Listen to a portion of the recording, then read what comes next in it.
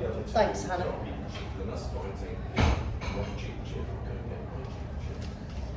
Okay, welcome. Nice to meet you all.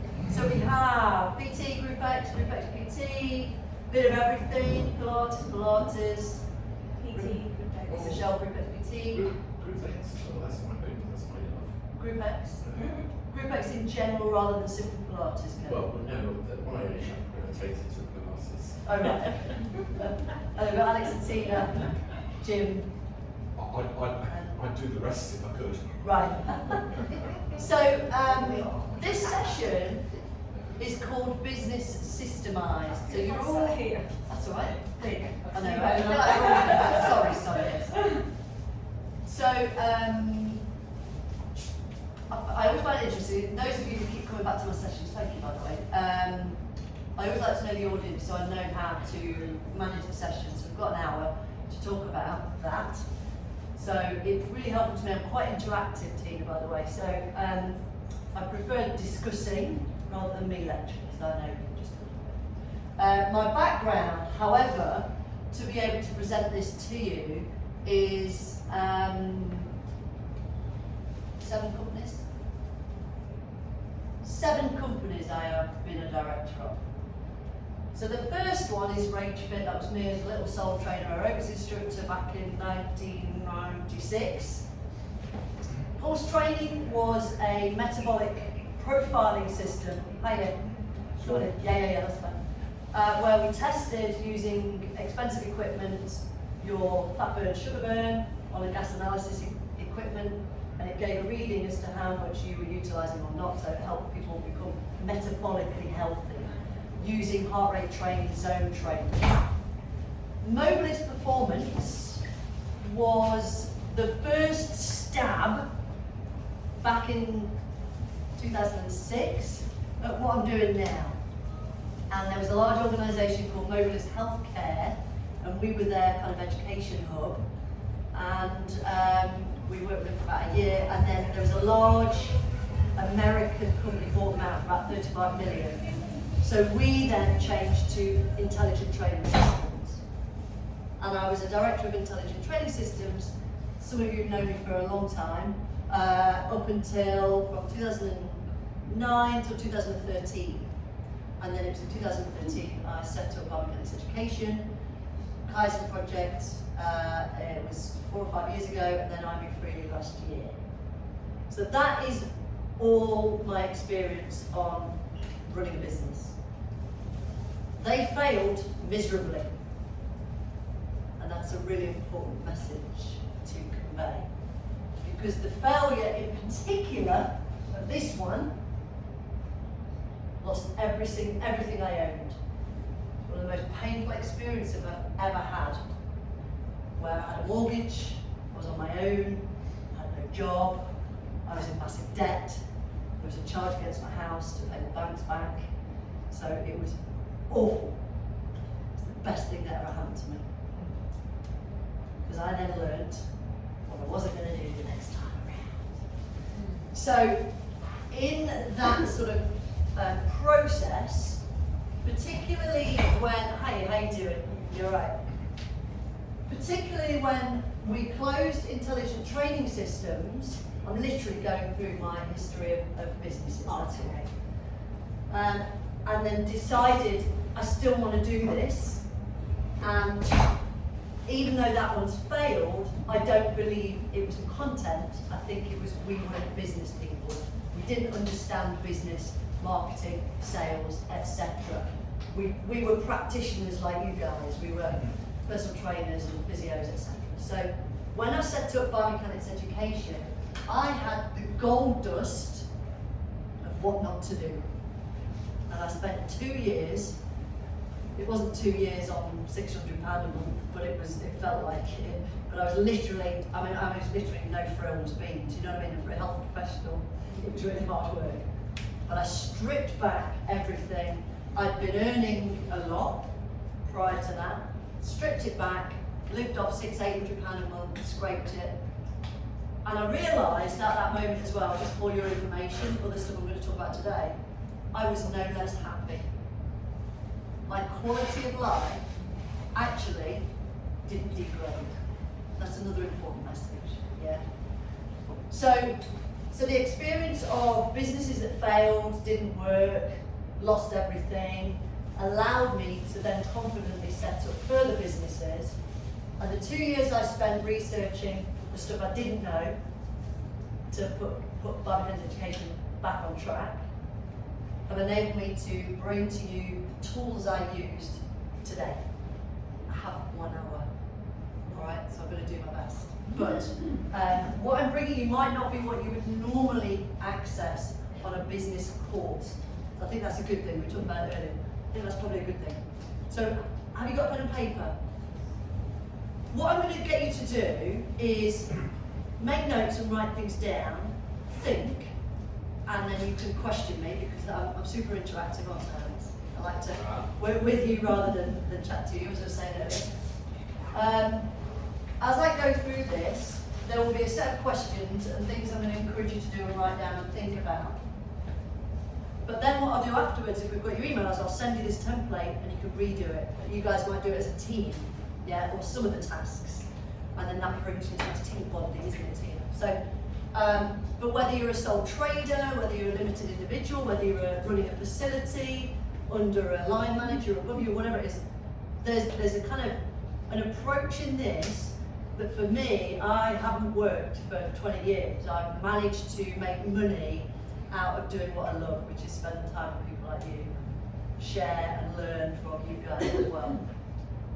So that is, I haven't got a business degree, I'm not qualified in business in any way other than what I've just shared with you. So as long as you understand that, which is why it's going to feel a little bit different. So who runs their own business? A few, yeah? So for you guys, your business is you, yeah? There is a thing now called personal brand, yeah, which years ago we were deterred from, because if you want somebody else to work for you, it doesn't work. But now it's a thing because of social media. So personal brand works, but you need to know you if you are your business. So I've got a very short task that I have time for in an hour, but something I will send you all so you can run through it again, which is a personal development series of questions from my education hero, which I'll share with you in a moment. So who works for someone else? A couple of you. Yeah, okay. So then it might be slightly different on that. Doesn't mean this isn't going to help, but the first little piece that I'm just going to introduce everyone to, still useful because it's still personal development. But for those guys, predominantly our sector is self-employed, sole traders who love helping people. And so it's understanding who you are, that then becomes your business. Because that sells, because you will sell your business already. So the first phase, which we're not going to go into great depth on, but I'll just bring it up for you. It's called finding your element. So who's found their element? So what is the element to you guys? For me, it's what I've experienced, so I can empathise with people, so it's connection with the community more than anything. Yeah, snap. I'm with you on that. Anything different? What's the element? You ever been in the zone and time disappears? And you just, I could do this for nothing. I'd use the word passion. Yes, I like it, Kevin. For me, So that's yeah, it. your element is your passion, absolutely. I haven't made any money for 8 years, it's got to be a passion. Well, that's a reason. Yeah, no, you're absolutely right. It's another way of communicating, like Sonia said, about connecting with other people. We don't do this for the money. I've said that a few times in some of my sessions. Do you in the wrong industry? But you can make money, there's no reason why not. Finding your element. Have any of you come across Sir Ken Robinson? Write this one down. I'd like you to, at some point, when you've got those moments where you sat there scrolling through bloody TikTok, watching people stroke cats and whatever.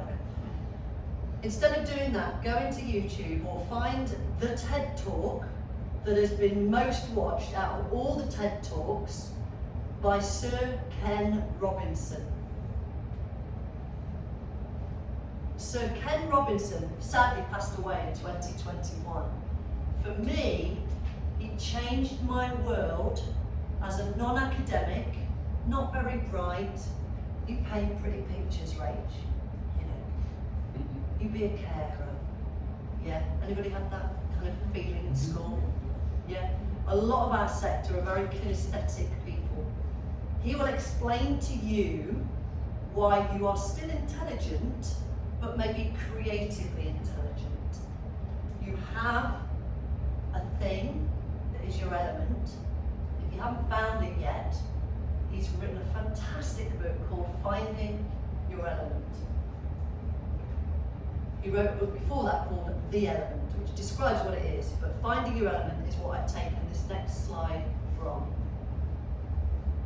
And if you have your own business, these are a series of tasks that I would encourage you to do, where you would explore the things that could help you find your element if you haven't found it yet. So Sonny's obviously found his, Kevin's found his. But I don't think they're a bad thing to consider at any point anyway. But I'm not going to hover on that too long, but that really fed into when I had the point of failure here. I was in pain, thought I was going to almost lost my house, all my savings, my endowment that was going to pay off my mortgage, everything, yeah. I knew that it was my element, that I needed to keep going and set this up. When I failed, but I knew it was right. But I knew what I needed to do. I needed to not do what I'd done before. Because I know that when I'm with other people, and I'm in an environment where we're talking about movement and health and engaging and connecting, that time doesn't exist. Every single lecture I've done, by the way, I'm warning you now, I've gone over a little bit, so forgive me, do tell me if I'm running over. I'm trying to keep a check on my time. But things like, I had an epiphany when my colleague, who was another director of Intelligent Training Systems, says, what do you want to do? I said, I want to keep doing it. I had a moment. At first it was like, oh God, I'm going to get out. I'm going to go back into the care industry. I'm going to work with the elderly and the disabled and work in care homes and run an aid. I enjoyed that. It wasn't my passion. I enjoyed it. I was engaging. But I knew I wanted to do this. I knew I wanted to teach biomechanics to fitness professionals and everything else. So if you can go and just check out the book, but I'm happy to send you this PowerPoint and a bit more detail around each of those. So maybe consider looking at that, because you are your business. Yeah, Nicola, when you've got it all sorted, you are your business. People will buy PT from Nicola. They're not buying PT, they're buying to spend time with you. You've got to respect that. Yeah, I know it's a challenge to think of it that way. But they can go to any PT in your area. They are spending time with you, and that's what they're spending their hard-earned money. So I would definitely consider going through that process. We don't have time to do that today. So what we're going to look at, which will involve some of that, is how to systemise a business. Have you come across Michael E. Gerber? It's another great book. Yeah, she's smiling away. It's on Audible, so if you like me, hate reading, like it on an audio when you're out on a power walk or something. The E-Myth Revisited by Michael E. Gerber. Sonia, I've listened to that book 4 times. And every time I listen to it, I hear the same words differently. And it's a blueprint to setting up a business. He talks about Sarah and her pie shop. I've got it in my list, but I've not actually read it. Get it. Yeah. Get it, listen to it, stop it, pause it, do the task. Some of it we're going to do here. Start it again, listen to it a bit more. So even if you are managing a gym, you can take advantage of his training. So Michael E. Gerber, American white-collar guy, helped 25,000 businesses know how to run a business. The E-Myth is, who works for himself again, by the way? So you guys had an entrepreneurial seizure. Yeah? Historically maybe employed and thought, I can do this on my own. I'm going to go and set up my own company. And then you realise you're on less than minimum wage when you work in this business. You know what I mean, don't you want it? Yeah? So it's just keeping that in mind. So another great book I would point you towards. So I'm being honest about this. Some of this isn't mine. I take it from other resources. So number 1, for you guys to write down now, in your phone, on your paper, on your pad, for you, your role, gym manager, self-employed, whatever role you're in, what does success look like? As many words as you can think of, just write it down. Try not to think about it. What does success look like? Not somebody else's expectation of you. You. What is your definition of success? Honestly. Just keep scribbling, keep scribbling.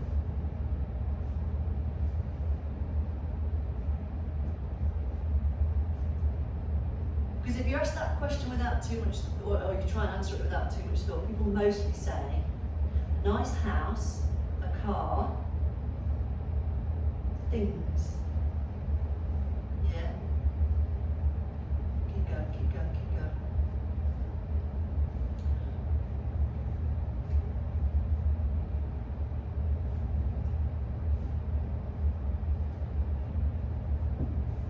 And if you haven't read it already, you could go onto a search engine and you could type in the businessman and the fisherman. Ready? That's another piece of homework for you. Just type in the businessman and the fisherman, and then have a look at your different definition of success after you've read that story. Yeah. So that's your first step. Yeah. So what you've written down may not be the end result of your exploration of your long-term interpretation and discovering what success looks like to you. So Tina and Alex may be guided by their facilities. They may have a limitation to some degree. You can still do this for yourselves personally, long-term. What does that look like?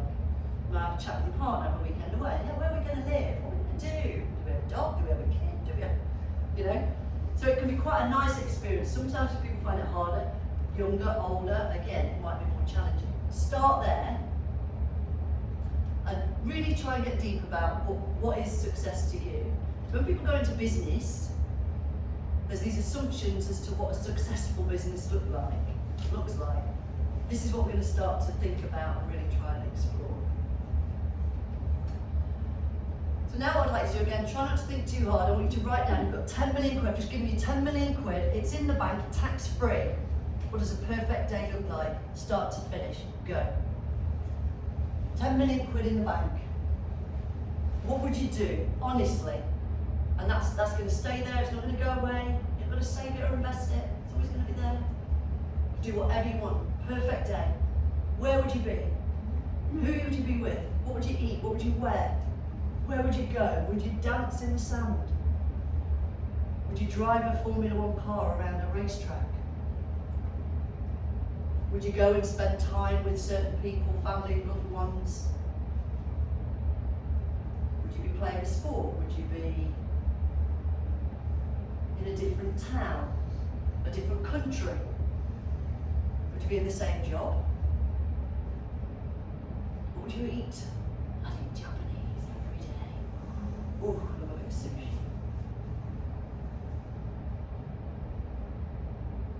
You could also think of it almost as, you know that everything's going to end any minute. What would be your last drink, your last meal, you know, that kind of idea. I think that's slightly more morbid, so I try and use this one instead. The perfect day. You may have a couple of versions of a perfect day, because most people look at it and they go, oh, I've got to go to work, but forget all that. Because if that's secure and your perfect day looks differently, it might alter what we do with our concept towards setting up a company or a business, in terms of the fact that it's going to take a lot of your time. As much detail as you can. Have you heard of IBM? Big, famous American successful company. And IBM became very successful because the top guy had a really clear vision of what success looked like and the kind of perfect end result. The clearer you can make your perfect day,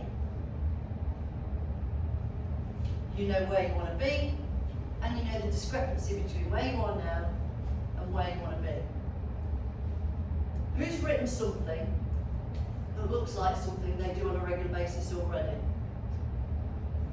Fantastic, well done, great job. Some of us maybe not there yet. Yeah, but again, something to think about. So when you're setting up a company or a business, we've got to have in mind, what do we want that to look like to serve us? Business should serve you, not the other way around. We feel like we are caring for others and helping others and, oh, they can't afford it, I can't put my price up. But then you can't afford to do it, so you have to close. You get the idea. So how can we make a perfect day out of what we already have, or how can we work towards that? It's a kind of key question. Yeah. I have perfect days most of my life right now. I'm blessed, managed to go through a process, amazing husband, 2 dogs, no kids, and I get to spend time with you guys. So, but my perfect days, I have a variety of them. I have a working day and I have a non-working day. That's okay. Okay. Is that your perfect day, bearing in mind the current limitations you have, or is that your perfect day if you had 10 million in the bank and could do anything you wanted? If I had 10 million in the bank, if I was honest and I broke it all down, I'd probably be pretty much doing what I'm doing right now. You would? Okay. I'd have no mortgage, and I might have a house in Marbella as well. But I would still be working. Absolutely. Yeah, I couldn't envisage myself not working. People So say say, you should be retired, but if I retired, within a month I'll be working again. my retirement plan is a studio in somewhere hot, right, which I'm free. So it's slightly different, It's but a hard question. it is a hard question. If Yeah. you don't regularly fantasize. And I think that's exactly the point, Kevin. That's what I want you guys to do, is fantasize. And what you might find when you read the story about the businessman and the fisherman is your fantasy might not be that far away or that far removed from what you think it is and what it actually is. If you actually have 10 million in I place. suspect as well, if you had no limitations, suddenly there were no limitations, and you could do what you wanted to do, you would actually discover things that you don't even know about. Yeah, maybe. I think having freedom, there's a book I'm just absorbing at the minute called Money, Rob somebody, I think it is, and he talks about, as a multi-millionaire, he has the freedom to choose what he does. He still works, he still writes books, he still speaks, he still does all that stuff, but he can do whatever he wants. Yeah. So the money, he says, you know, people who say, oh, money doesn't bring happiness, they're lying if they haven't got money. People who say that, the ones who haven't got money. Yeah. So there's this kind of like balance, I think, which is what you're talking about. I think it's figuring out also that you should be saying, oh, I want to travel, I want to do this, I want to do that, but what are you going to do after that? Yeah, if you've got 10 million, you travelling. probably do some of that stuff straight Yeah. away. But then Well, what that's do you it. And that's my problem, because I do want to travel, and that's my goal at the end of the year and things. But ultimately, when them bits are done, what is it? And I think what I learned here, and you've probably heard the term before about you've got to enjoy the journey. Mm-hmm. You know, you always got this success over here, and my perfect day's over here in Marbella on a boat or whatever it is. Is it realistic, or are you actually having some now and acknowledging that, and then going, oh, actually, I'm actually not that far. I'm actually having a few perfect days already. You probably had one already. You know, those fantastic lazy Sundays or whatever it is that floats your boat. So sometimes just having time to reflect and think about that, to Kevin's point, and fantasize, you might not actually be far away from it, because we can get so stuck in the grind of trying to earn a bit more, and you think, well, do I need a bit more, or do I need to change something, or, you know, so it's a good question. So when it comes to business, what Michael E. Gerber will talk about is that end goal, so the IBM guy that I talked about. So let's go right to the very end goal.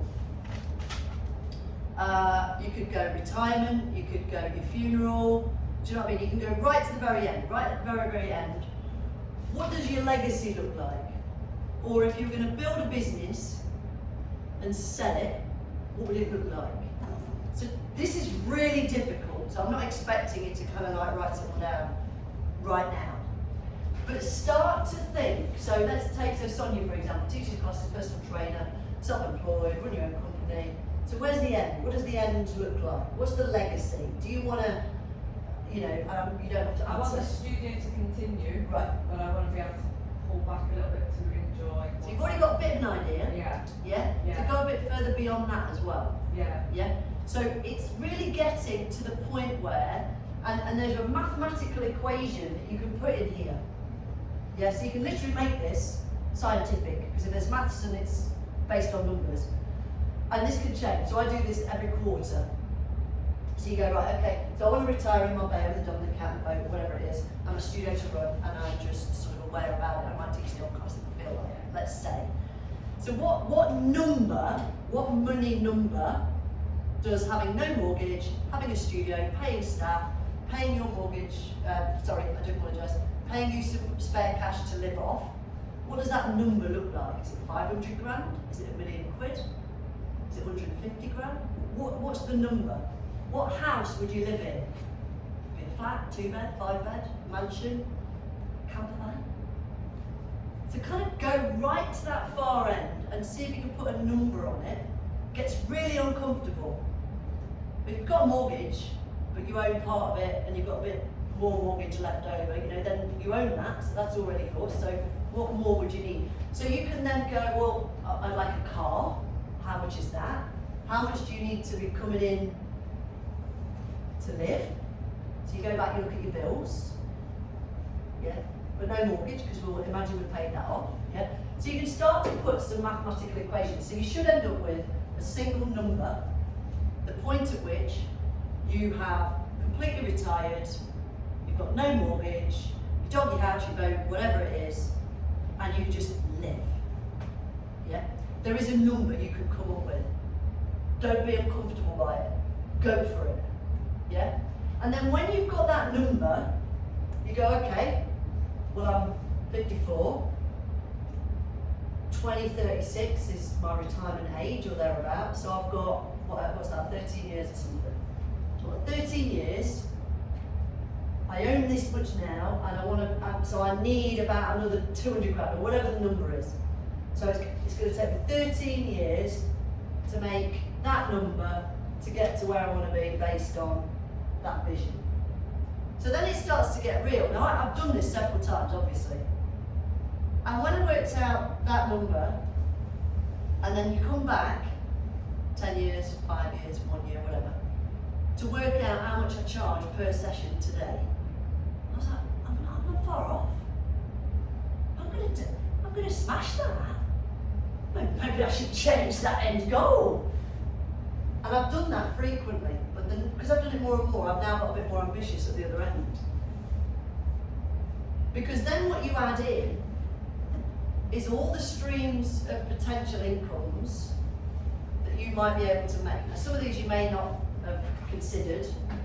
Second job. I teach group X, I love it. I don't do it for the cash, but that money goes away and I don't even look at it. 30 years I've never had a pay rise, it's still 20 quid everywhere you go. Yeah. Well, I don't know, clothing brand, Sonia, Group X, Nicola, with your 90s raver. You know. Not only is that potentially a passive income on your website, it's obviously start, got to store it, all that stuff, it's also advertising your business, so there's a flip side of it. Online, Monty, we were talking about in the last session, on live, on demand. I filmed every I Move Freely class I taught during lockdown. 40 classes online. Subscribe, 20 quid, you can access it. Oh, yes, please. Stick that out of the way, doesn't need me. So there could be ways of creating an income. You might enjoy working in your bar at the weekends. So looking at the ways you can generate some money that then feed into, go back, that primary aim. I have to have separate bank accounts, so I can't look at that one. I might dip in, so just leave that one alone, yeah? It's my system, yeah? And then I'll have the one that I use for my bills, I have a different business account, but then I have a saving one over here and another one over here, so that then all that is adding towards, and I can go and check that number, and check those parts. I'm not rich. Yeah, my goal doesn't look that sexy, it's just having a life with husband and dogs, you know. So, and I can check it, and it helps me create a business plan. familiar with the business plan? 1 year goal, 5 year goals, 10-year projections, etc. All that boring stuff with spreadsheets. So Gerber suggests you have to start with the end goal. IBM proved, and they're famous for, the very, very clear vision of what that end goal looks like to help you work out what is achievable when you come back down from 40 years away, 60 years for some of you, look that young. Coming this way, you can actually do a mathematical equation. Don't be afraid, have a go, it can be quite good fun. And quite nicely surprising. Yeah. We don't necessarily think about that because we're quite busy, but there may be ways you can generate that. Demographics is really important in marketing. So Alex, who was here on the last session, who was on the bank once, who was on, yeah, Michelle was on the last session. If we don't know who we're selling to really clearly, then we could miss the mark in our marketing. Yeah. You are all a Daz or a Jane in my world. So I have a Daz and a Jane who come on my courses all of the time. And they're absolutely crystal clear. So what I'd like to do just now, forget who you've got in your portfolio, forget your members, forget your PT clients. I want you to write down that one person you would train them for free because you loved being with them. Write down name, age, write it down. Name, age, demographic, the problem they came with, personality, and just make it up as you go along. How much they earn, what their lifestyle was like, did they have any kids. So I'll give you mine just to give you an idea. So Daz, he's the 25 to 35, wears a black t-shirt, trains guys in the gym, really smart, but he works split shifts, 6 in the morning, again at lunch, evening. He's working for almost nothing. He's wondering why he went into the PT industry because he thought he was going to be working with all these fit people. It's all bloody middle-aged women who just want to go on and on and on like that. Got a missus called Felicity. He rents a property. They're looking to buy because she wants to have a baby. They've got a dog, really cute. They love going walking at weekends. He's always knackered. He drinks protein shakes and lots of monsters just before he trains, but sugar-free. He eats chicken and broccoli. My name's Daz. He's really specific, right? Really specific. And I know none of you think or look like him, but to some degree subtly you are. Jane, however, loves purple. She's a Pilates teacher. She works part-time. Husband is relatively well off, so she doesn't really need to work, but she likes work. She likes helping people.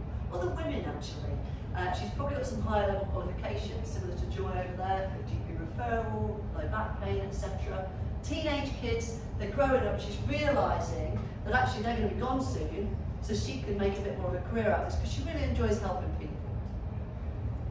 Really specific. None of you are Daz or Jane, literally, but when I market, the conversation we had in that last session, Alex, you'll remember, I am speaking their language, and I might have the same advert, but one is written as a Jane focus and one is a Daz focus, and we do split advertising. Now, you'll be taught you need one demographic. Obviously, your situation is slightly different because you're a membership. You'll still have a demographic, I would imagine. Individuals working in a PT setting, when you market, we need to really market well. So, knowing who they are and being really specific won't cut off everyone else. Because if I get a female PT or a male Pilates teacher, then I get that crossover. I'm still hitting the mark. You're still attracting them. You know when you see an advert and it asks you a question, you go, oh God, that's me. Flipping it. What's the number? Let's have a look. Yeah? You know it's hitting home. So the images you use, the language you use, you need to know who they are. The number one thing you need to know is what their problem is. So do you already know that? Do you already know your demographics main problem? You're smiling there. Now, we teach psychology in Glasgow, and my best students are the one that have one teacher books. The ones that come in with this barrier to learning, and I see that as a total focus, and that's I want to change that person's mindset. So I want to take them from being no one to learn to actually learn. And the people that you enjoy working with, you've clearly engaged them because you get so much satisfaction, they must as well. Yeah. So where Sonia was talking about that connection and that engagement, there's no point in thinking, well, I'm going to work with golfers because they've got shed loads of dollar, right? But you hate golf, and it's all these old men, you know, some of these, they've got someone. It won't happen, that connection won't happen. So when we're in a care industry like ours, we need to connect with our audience. You're going to have a bigger challenge when you're working in a facility with a lot of members, but to start to consider the way we communicate what we're doing. Does that make sense? Has anybody got a very precise demographic already? Joy, you have a little bit, haven't you, with your specialisms, I guess? Yeah, So GP referral, kind of long term. the GP referrals are always okay with conditions. So the more specific you can get, the more it will hit home. So just looking at the way others market, and on the courses that I teach, so we teach intrinsic biomechanics to personal trainers and so on and so forth. And I always say to them, who's your target market? And they say, oh, I kind of train everyone. Oh, you can't. You've got it, well, you can't market that. You've got it. You might attract all sorts, but you've got to market to be a niche. So if you're going to stand out from all the others. So this is where, for me, one of the biggest game changers from my failure to success was the recognition of my entrepreneurial seizure, that I went from a gym manager or aerobics instructor, whatever you want to call it, to being self-employed, and all of a sudden, manager, admin, finance, marketing, creation, sales, freaking cleaner, and you know, all of a sudden I had 8 job roles on the same money. Actually, I was earning less because I was doing all of it. I was rubbish at numbers. I could do admin, but it was boring, you know. So then you always do the jobs that you enjoy, the good stuff, and then these to stack up, and you never do your receipts, do you? Your tax return until the last minute. I must be, you know what I'm talking about, right? Yeah. Get an accountant. So what I found really empowering, I wrote down all the jobs that I realised I was now doing. Get your pen and paper out. And list the job titles of each job you feel you are doing right now. Manager, accountant, finance, creation, social media, marketing, sales, I don't know. Literally everything you do right now. If you're self-employed, that's going to be at least 8 titles, maybe more. Scribble them down, all of them. Student, you know.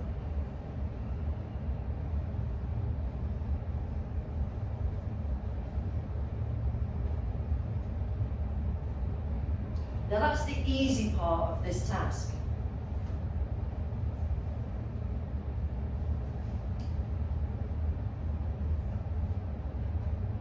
Because the next thing Gerber suggests you do is literally write a job description for every single one from start to finish. How many hours do you need to do commercial? How many hours do you need to do in sales every week? What are the hours? What are the job description? Literally write a full job description. What are the hours? What's the pay? What's expected? What's the education you need to be able to access that one or come for an interview? What do you need to know about marketing? As a director, what skills do you need? For each one. So you take the sales guy and you go, right, write a job description. Full job description. I'm not saying in here, I'm literally, physically, put time aside, write a job description for every job you do. Times, so Mondays, 9 till 11, marketing. Done. They need these skills, or I haven't got them skills, so I'm going to look at that for CPD. It becomes a structure for knowing, I hate that. I'd employed an accountant. First thing I did was get an accountant. You do the numbers. I'm rubbish at numbers. I've got that, what do you call it, number dyslexia, dualectic. I look at it as a 0, I look away, I look back, it becomes an 8. What went on there? I knew I wasn't good at numbers. So I got rid of that one straight away. Oh, bit of time back. Because that used to take me hours. She can do it in half an hour for whatever. Admin. Found an admin girl. Yeah. What would take me a day could pay her 20 quid, she did it in an hour. I can earn more than that in a day. It made sense. Once I'd written it out, I realised, right, well, I'm spending 8 hours doing admin. I go, okay, Maxine, I need this doing. What do you reckon? Oh, an hour. Give us, chuck us 20 quid, 50, whatever it is. Fantastic.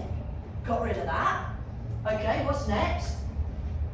And then you can see where either the jobs you're not doing that maybe contribute to your business not being where you want it to be, might show you where you want to go and do more training. Or it might be the stuff you delegate. And you realise it's far more like, I got a gardener and a cleaner. Now I'm not a snob. It takes me hours mowing a lawn. 20 quid, get the kid down the road, he comes and mows it, it's done in 3 hours. I can spend the day working on my business. I'm not a snob. I've got no problem mowing my garden. I'm too busy. I can earn more in a day by giving somebody a bit of a job. Does that make sense? Because we think, I can't afford a gardener, but I need a day back. Does that make sense? So the process, the act of doing that is really helpful. Now the reason this one has got this on here is an aside. So as a practitioner, as a PT, group X instructor, whatever it is you do, what we sell very often is a session. Do you sell a session? PT session? Yeah, don't. Because then you have to sell another one. And then you've got to sell another one. And you've got to compete with the other PTs selling a session. You sell a benefit. You sell the reason that demographic is coming. So right now, just list all the things you do for that one session. So you write a program, you do some education, you drive to the events, you've got that time there as well. You might create an exercise program, you might have an online video you send them, you might send them a little recording, you might do them a meal thing, you might get them a goodie bag. So you've then got this whole list of value adds as to why you're a bit more expensive than Barry who does PT down the road for 50 quid a session. And you're £200 a month or whatever it is, but they get all of this. So to list all the things you do, free consultation, free health check, kind of same thing, a little bit different, because if they need to go and see somebody, you might have say you've got a multidisciplinary team. Do you work with a physio or somebody down the road? Physical assessment, access to all exercise sheets. We all do some of this. You write it from a training program, well that's in the exercise sheets. You can separate it, it's kind of shows them what you do. Online support. Hi Barry, how are you getting on? Yeah, a goodie bag. My goodie bag contains all the tools that I want to use to help them remember me. So they have a lacrosse ball, stick that in your car, resistance band over the banister, foam roll in front of the telly, t-shirt, advertises me. Mate comes in and goes, what's this do? What's this? Oh, I've got this new Rach, my new PT.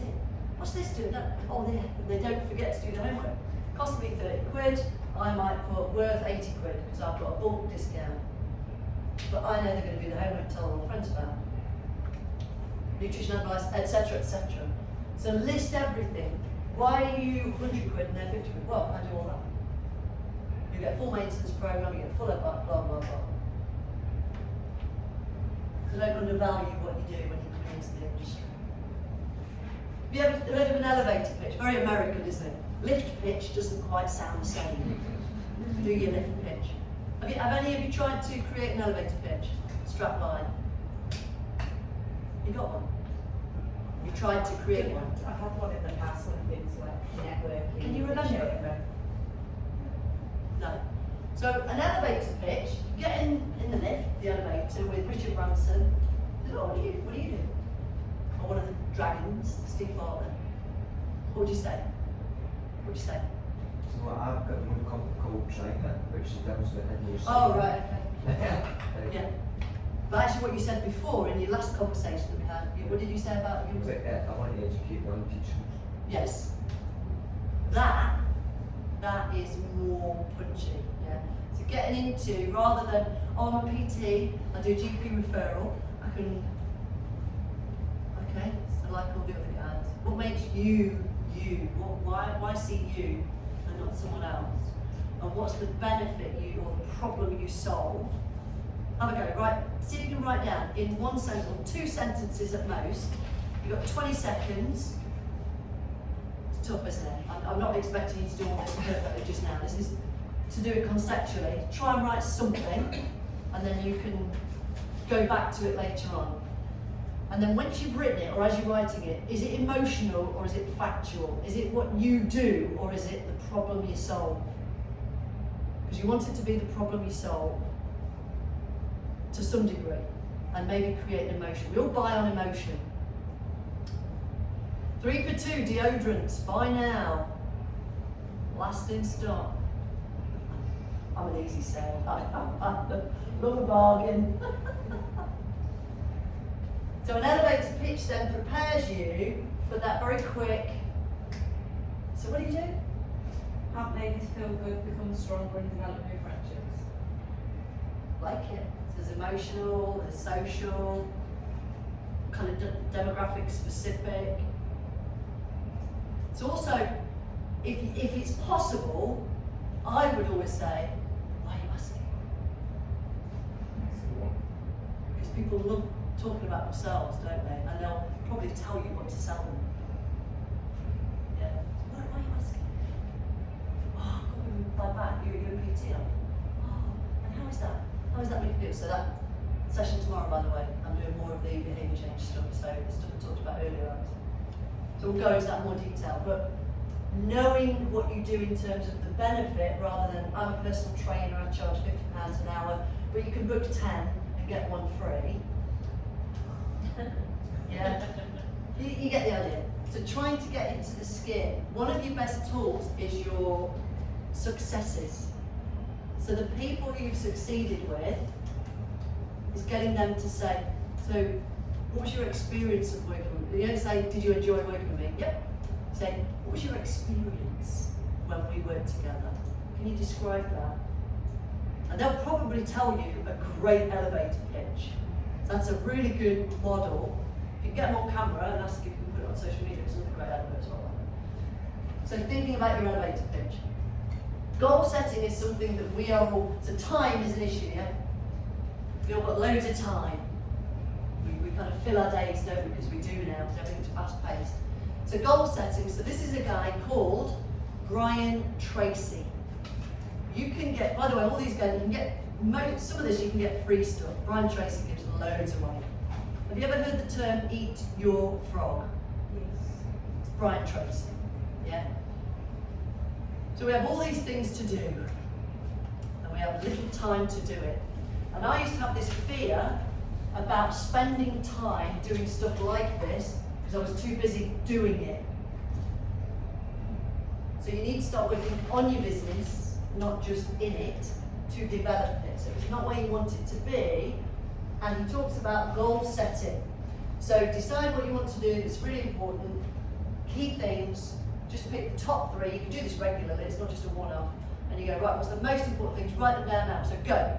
3 most important things that you want to do in your life. Go. 30 seconds. Go. Write them down. Go, go, go, go. 3 most important things that you want to do. Goals. Go. Spend more time with the kids. Earn more money.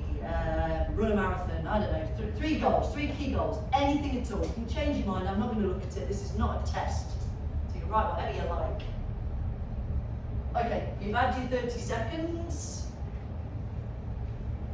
Brian Tracy talks about, even in this digital age, if it's not written down, it's a dream. It's written down, it's a plan. Yeah? And then set a deadline.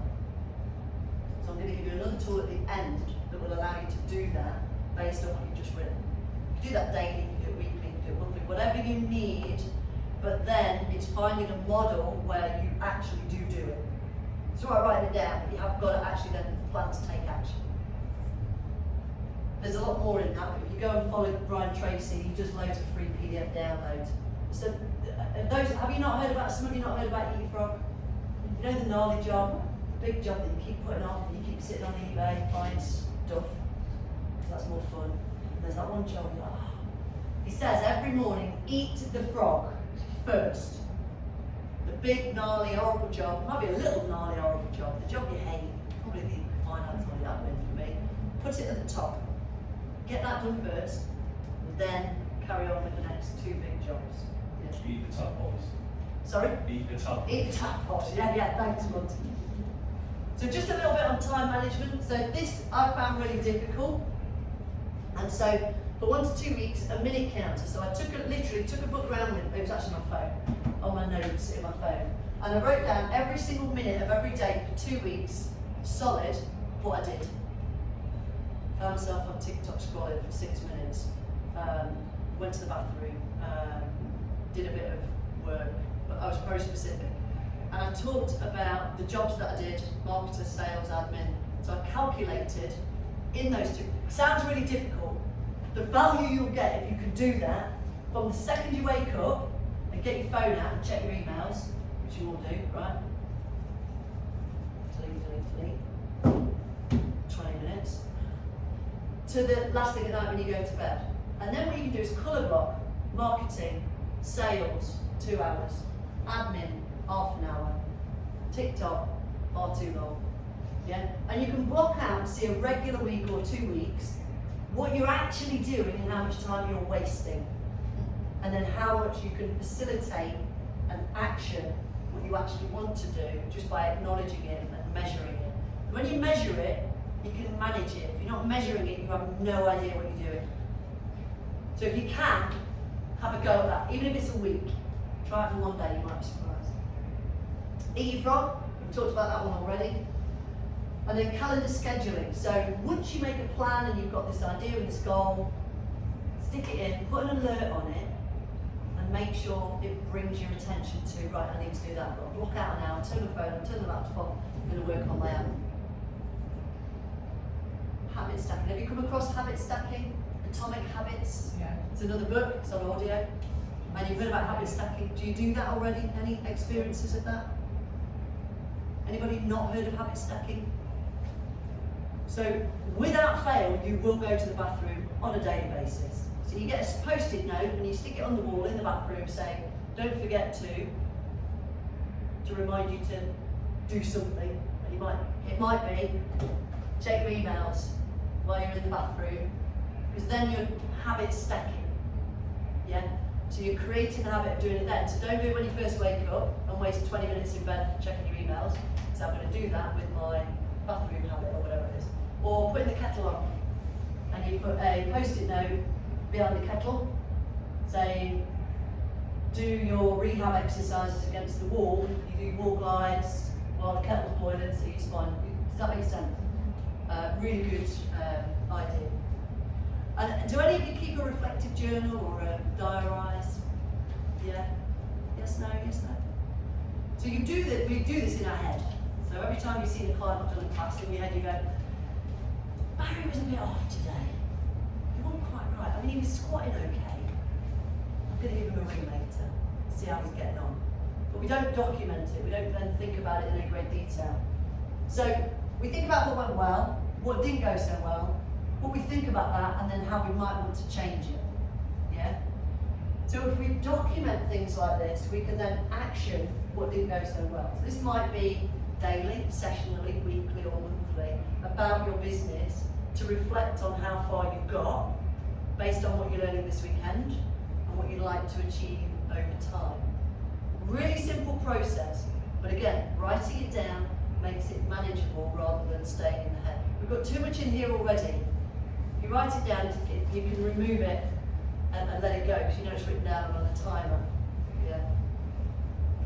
And then I've kind of spoken about this one already, but these kind of open questions to feed into promotion of your business. So your best advocates, who gets loads of referral? Whose most business comes from referral? It's usually like, yeah, oh, the classes are great, go and see Sonia or whoever.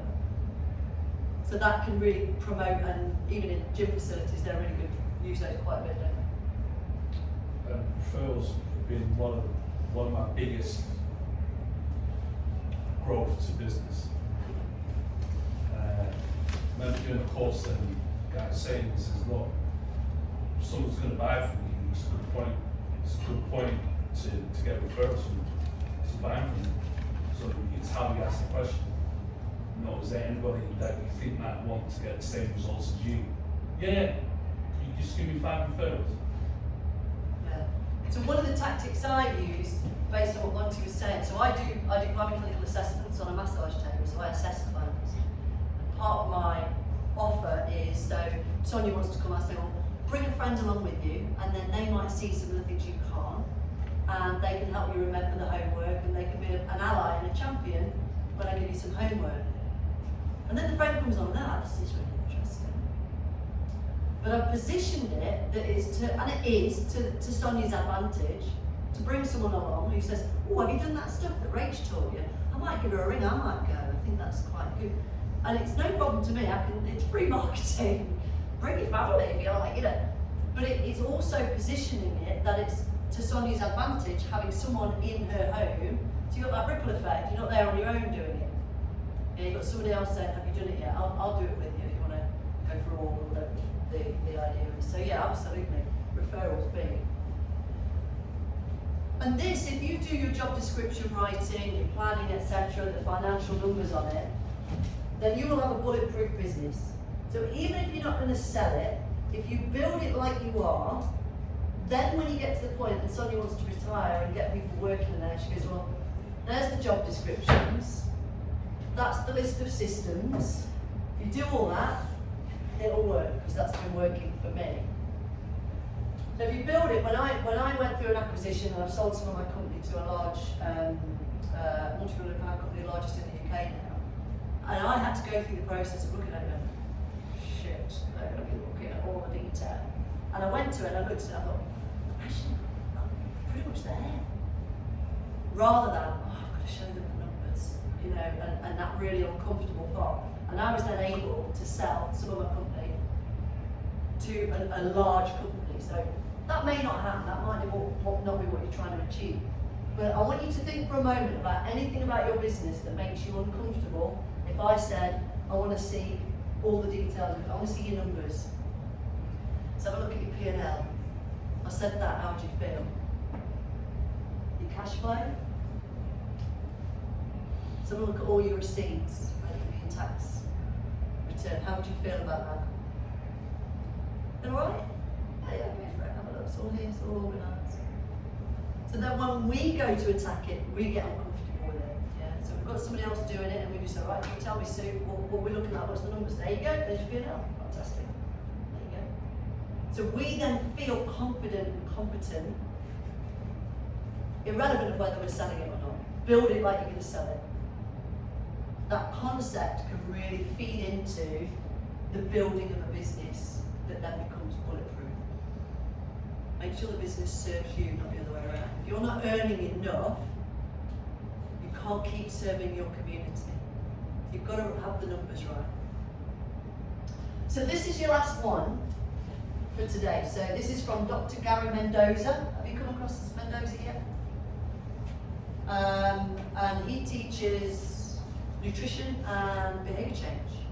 I'm going to be talking about behaviour change tomorrow at 10 o'clock. So he talks about an agenda map. So on your piece of paper, if you draw a circle in the middle, big enough to write in it, the number one goal you put on your 3-goal list a minute ago. So what's the first goal? You don't have to tell me. Go back to your 3 top goals, pick the most important one, and write it in the middle. And then you can have as many of these steps coming off it as you want. I've just put 6 on here. You might have 3, you might have 10. You do a stick coming off, and you're going to write the very first step of working towards that particular goal, right in number 1. So do that now.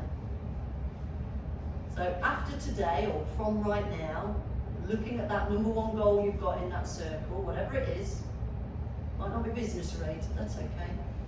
Right, the very first thing you're gonna need to do, and then in the next one, do the second thing. Literally, the next step. So let's give you an example. So the goal is, after getting Rachel's email, to review, find time to go over this business plan, yeah? So you've got to wait for the email first of all. When it comes in, you've got to find the time to read it. So you've got to allocate some time. So allocate time to read email. How much time and when? Be really specific. So if that hasn't got a date or a time in it, you need one now. So put a date or a time in it. So what you're actually doing, the act of what you're doing right now, can be quite powerful in creating a proactive approach to taking action. Step 2, okay, well I've reread it on Wednesday or whenever I get it, yeah? So on Wednesday, I'm going to take the next step is going to be to answer the first question, yes. I'm going to go back and look at my success. What is success to me? I'm going to see if I still feel the same after I've read. Oh, I'm going to Google the businessman and the fisherman. But I'm going to do that on Wednesday because I won't have time after that first step. After I've read it, I'm going to do that then. It's very broken down. And if you break it down step by step and put times and alerts into your calendars and your diaries for each step, making them realistic, again, then it's gone out your head, you don't have to think about it, it's all set for that one goal, how to do the first 5, 6, 7 steps. You know that it's going to take 2 weeks, and by the end of that, you're going to have done that particular thing. Does that make sense? It's a very proactive approach. We carry too much in here. Sounds really simple and basic, but if it isn't written down, it's a dream, not a plan. You write it down, it becomes a plan. Some of these may be more useful than others. Some may, I find it really, I've got an attention span of a fish, like 7 seconds is it or something. So and you'll notice I move around quite a bit. So I'm a fidget pants. I may have ADHD, who knows. I don't care, it wouldn't change what I do. But I have to write things down, I have to keep regrouping, I get lost, I start to lose control again. Right, I've got to come back here. So if you have that sort of slight sense of, I'm running out of time, I haven't done this, I haven't done that, something's missing, you've got to come back to this, find a way to redress the balance. So you should have a bunch of content already written down. It's likely to change. You're not going to achieve all of that in a 1-hour session. But does that process make a bit of sense into a system of approach? You've got to go and do your other business courses and learn about the other stuff because of your job descriptions, because you're going to work that out with your agenda map. You're going to work out how you learn a bit more about admin or finance or sales or marketing from your job description and everything else. But it gives you a structure. We don't have a plan or a structure written down and planned out. Business is a really lonely world, right? It feels lonely in business. Oh man, you've got to make that big decision. Just want someone to. See, Alex is alright, he gets told what to do by Tina. Yeah? But if you're out there on your own, running your own business, you just want someone else to tell you what to do, don't you, sometimes? Well, one of the things was, like, I remember someone that said, help me not make so many bad mistakes in the first year. You know, forget about your friends, forget about family, you've got to start right here, this is where you've got to start. And all those people, they're not going to support you straight away. You got to build a business. Take massive action. Tony Robbins, take massive action. Yeah. If you're not where you want to be, if you're not in your element yet, do that personal development side of things. Have a look at those questionnaires, or get the book, watch Ken Wallace. It's fantastic. Then start to look at these steps again. Go back, revisit them. There may be some that are more relevant for you individually than others, certain different settings, but it can help us move towards where we want to be. Give you the confidence to delegate, maybe get a gardener. Carol.